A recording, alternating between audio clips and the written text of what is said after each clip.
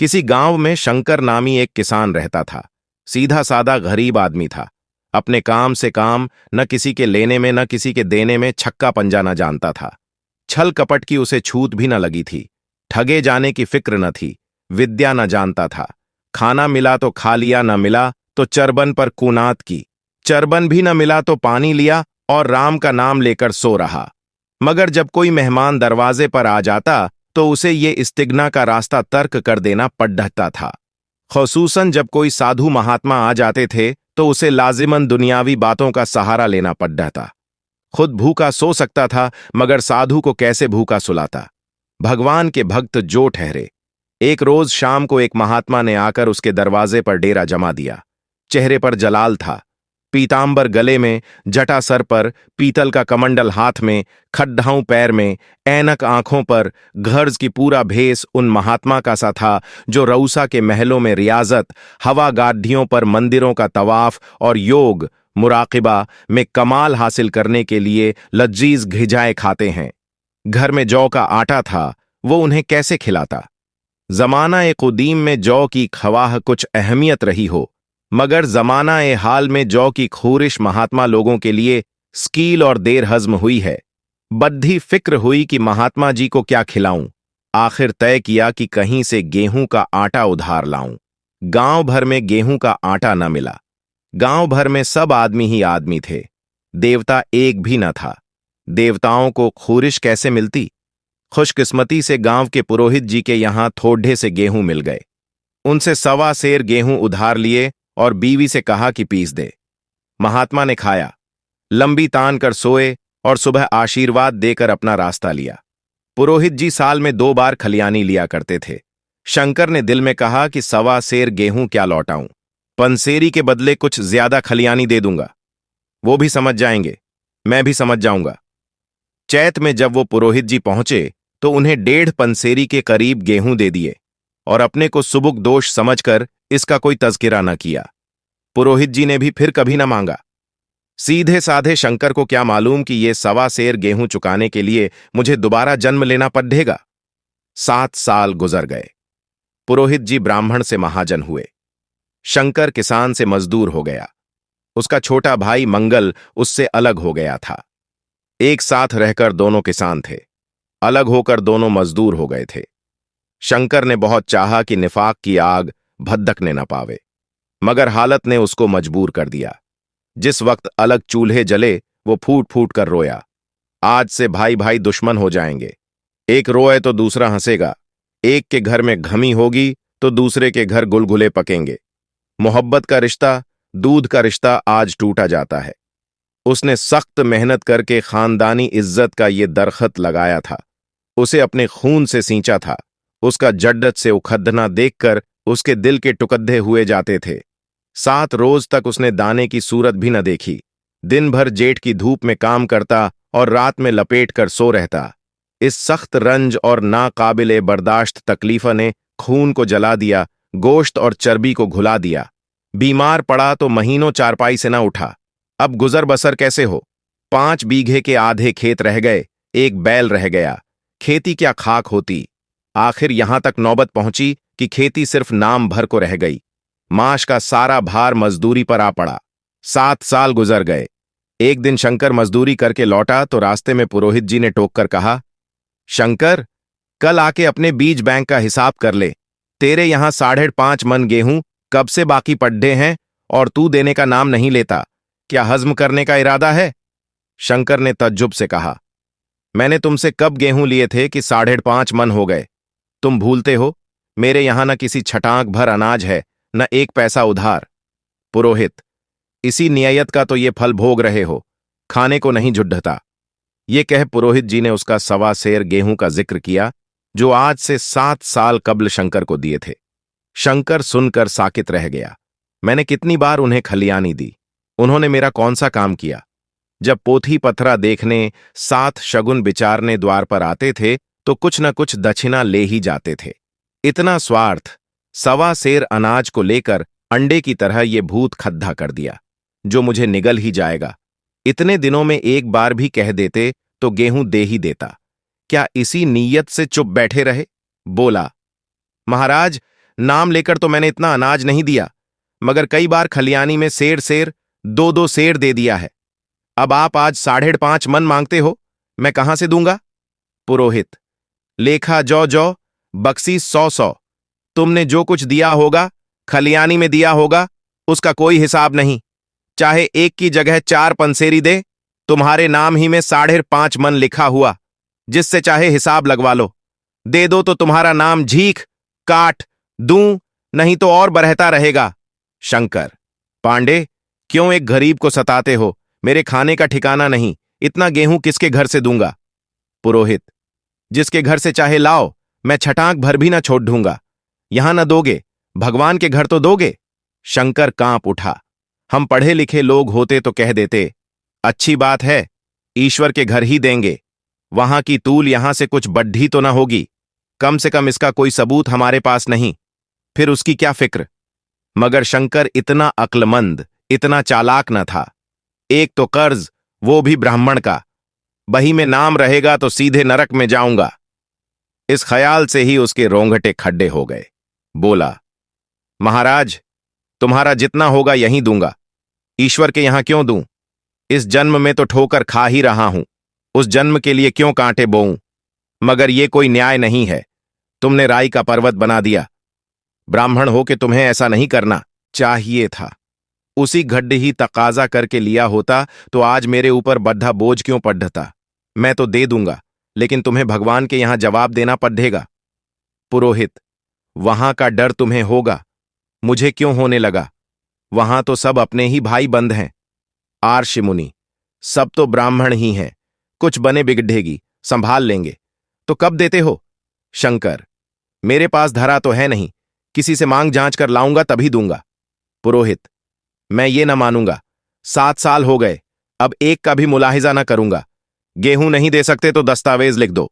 शंकर, मुझे तो देना है, चाहे गेहूं ले लो, चाहे दस्तावेज लिखवाओ। किस हिसाब से दाम रखोगे? पुरोहित, जब दे ही रहे हो तो बाजार भाव काटूंगा, पांव भर छुद्धा कर क्यों बुरा बनूं? हिसाब लगाया गया तो गेहूं की कीमत 60 रुपया बनी। 60 का दस्तावेज लिखा गया।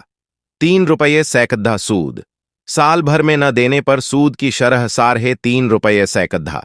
8 आने का स्टैंप, 1 रुपया दस्तावेज की तहरीर शंकर को अलाहिदा देनी पड़ी। सारे गांव ने पुरोहित जी की मजम्मत की, मगर सामने नहीं। महाजन से सभी को काम पड़ डटता है, उसके मुंह कौन लगे? शंकर ने साल भर तक सख्त रियाजत की मियाद से कब्ल उसने रुपया अदा करने का बरत सा कर लिया। दोपहर को पहले भी चूल्हा न जलता था, सिर्फ चरबन पर बसर होती थी। अब वो भी बंद हुआ। सिर्फ लड्डके के लिए रात को रोटियां रख दी जाती। 1 पैसे की तंबाकू रोज पी जाता था। यही एक लत थी जिसे वो कभी न छोड़ सका था। अब वो भी इस कठिन बरत के भेंट हो गई। उसने चिलम पटक दी, हुक्का तोड़ दिया और तंबाकू की हांडी चूर चूर कर डाली। कपद्धे पहले भी तर्क की इंतहाई हद तक पहुंच चुके थे। अब वो बारीक तरीन कुदरती कपद्धों में मुंसलिक हो गए। माघ की हड्डियों तक में सरायत कर जाने वाली सर्दी को उसने आग के सहारे काट दिया। इस अटल इरादे का नतीजा उम्मीद से बढ़कर निकला। साल के आखिर तक उसके पास 60 रुपया जमा हो गए। उसने समझा कि पंडित जी को इतने रुपये दे दूंगा और कहूंगा, महाराज बाकी रुपये भी जल्दी आपके सामने हाजिर कर दूंगा। 15 की तो और बात है, क्या पंडित जी इतना भी न मानेंगे? उसने रुपये लिए और ले जाकर पंडित जी के कदमों पर रख दिए। पंडित जी ने मुतज्जिब होकर पूछा, किसी से उधार लिया क्या? शंकर, नहीं महाराज, आपकी असीस से अब की मजूरी अच्छी मिली। पंडित जी, लेकिन ये तो 60 ही हैं। शंकर, हां महाराज, इतने अभी ले लीजिए, बाकी 2-3 महीने में दे दूंगा, मुझे उरण कर दीजिए। पंडित जी, उरण तो जब ही होंगे जब मेरी कौडी कौडी चुका दोगे। जाकर मेरे 15 और लाओ। शंकर, महाराज इतनी दया करो, अब सांझ की रोटियों का भी ठिकाना नहीं है। गांव में हूं तो कभी न कभी दे ही दूंगा। पंडित, मैं ये रोग नहीं पालता, न बहुत बातें करना जानता हूं। अगर मेरे पूरे रुपये न मिलेंगे तो आज से 3.5 रुपये सैकड़ा का ब्याज चलेगा। इतने रुपये चाहे अपने घर में रखो, चाहे मेरे यहां छोड़ जाओ। शंकर, अच्छा, जितना लाया हूं उतना रख लीजिए। मैं जाता हूं, कहीं से 15 और लाने की फिक्र करता हूं। शंकर ने सारा गांव छान मारा, मगर किसी ने रुपये न दिए। इसलिए नहीं कि उसका एतबार न था या किसी के पास रुपये न थे, बल्कि पंडित जी के शिकार को छेदने की किसी में हिम्मत न थी। अमल के बाद रद्द ए अमल का कुदरती कायदा है। शंकर साल भर तक तपस्या करने पर भी जब कर्ज बेबाक करने में कामयाब न हुआ तो उसकी एहतियात मायूसी की शक्ल में तब्दील हो गई। उसने समझ लिया कि जब इतनी तकलीफ उठाने पर साल भर में 60 रुपये से ज्यादा न जमा कर सका तो अब कौन सा उपाय है जिससे उसके दूने रुपये जमा हों। जब सर पर कर्ज का बोझ ही लदना है तो क्या मन भर और क्या सवा मन का। उसकी हिम्मत पस्त हो गई, मेहनत से नफरत हो गई। उम्मीद ही हौसला की पैदा करने वाली है। उम्मीद में रौनक है, ताकत है, जिंदगी है। उम्मीद ही दुनिया की मुतहर्रिक करने वाली कौव्वत है। शंकर मायूस होकर बेपरवाह हो गया। वो जरूरतें जिनको उसने साल भर तक टाल रखा था अब दरवाजे पर खड़ी होने वाली भिखारनें न थीं, बल्कि सर पर सवार होने वाली चुड़ैलें थीं, जो अपना चरहावा लिए बगैर जान ही नहीं छोड़ती। कपद्धों में पैबंद लगने की भी एक हद होती है। अब शंकर को हिसाब मिलता तो रुपये जमा न करता। कभी कपद्दीढ़े लाता और कभी खाने की कोई चीज। जहां पहले तंबाकू पिया करता था वहां अब गांजा और चरस का चस्का भी लगा।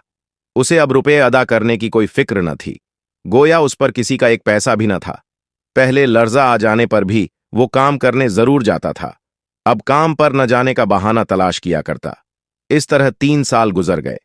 पंडित जी महाराज ने एक बार भी तकाजा न किया। वो होशियार शिकारी की तरह तीर बहदफ निशाना लगाना चाहते थे। पहले से शिकार को भटका देना उनके शेवे के खिलाफ था। एक रोज पंडित जी ने शंकर को बुलाया, हिसाब दिखाया। 60 रुपये जमा थे। वो मिन्हा करने पर भी अब शंकर के जिम्मे 120 रुपये निकले। इतने रुपये तो उसी जन्म में दूंगा, इस जन्म में नहीं हो सकता। पंडित, मैं इसी जन्म में लूंगा, असल न सही सूद तो देना ही पड़ेगा। शंकर, एक बैल है वो ले लीजिए, एक झोंपड़ी है वो ले लीजिए, और मेरे पास रखा क्या है? पंडित, मुझे बैल बधिया लेकर क्या करना है? मुझे देने को तुम्हारे पास बहुत कुछ है। शंकर, और क्या है महाराज? पंडित, कुछ नहीं है, तुम तो हो, आखिर तुम भी कहीं मजदूरी करने ही जाते हो। मुझे भी खेती करने के लिए एक मजदूर रखना ही पड़ डाचता है। सूद में तुम हमारे यहां काम किया करो, जब सुविधा हो असल भी दे देना। सच तो यह है कि अब तुम दूसरी जगह काम करने के लिए जा नहीं सकते। जब तक मेरे रुपये न चुका दो, तुम्हारे पास कोई जायदाद नहीं है। इतनी बड्डी गठरी मैं किस एतबार पर छोड़ दूं? कौन इसका जिम्मा लेगा? तुम मुझे महीने महीने सूद दिए जाओगे, और कहीं कमाकर जब तुम मुझे सूद भी नहीं दे सकते तो असल की कौन कहे? शंकर, महाराज, सूद में तो काम करूंगा और खाऊंगा क्या? पंडित, तुम्हारी घरवाली है, लड्ड के हैं, क्या वो हाथ पैर कटा बैठेंगे? तुम्हें आध सेर जौ रोज चरबन के लिए दे दिया करूंगा, ओढ़ने के लिए साल में कंबल पा जाओगे, एक सलूका भी बनवा दिया करूंगा, और क्या चाहिए? ये सच है कि और लोग तुम्हें 6 आने रोज देते हैं, लेकिन मुझे ऐसी गर्ज नहीं है। मैं तो तुम्हें अपने रुपये भराने के लिए रखता हूं। शंकर ने कुछ देर तक गहरे सोच में पड़े रहने के बाद कहा, महाराज, ये तो जन्म भर की गुलामी हुई। पंडित, गुलामी समझो चाहे मजूरी समझो, मैं अपने रुपये भराए बिना तुम्हें न छोड़ूंगा। तुम भागोगे तो तुम्हारा लड्ड का। हां, जब कोई न रहेगा तब की बात दूसरी है। इस फैसले की कहीं अपील न थी। मजदूर की जमानत कौन करता? कहीं पनाह न थी, भागकर कहां जाता?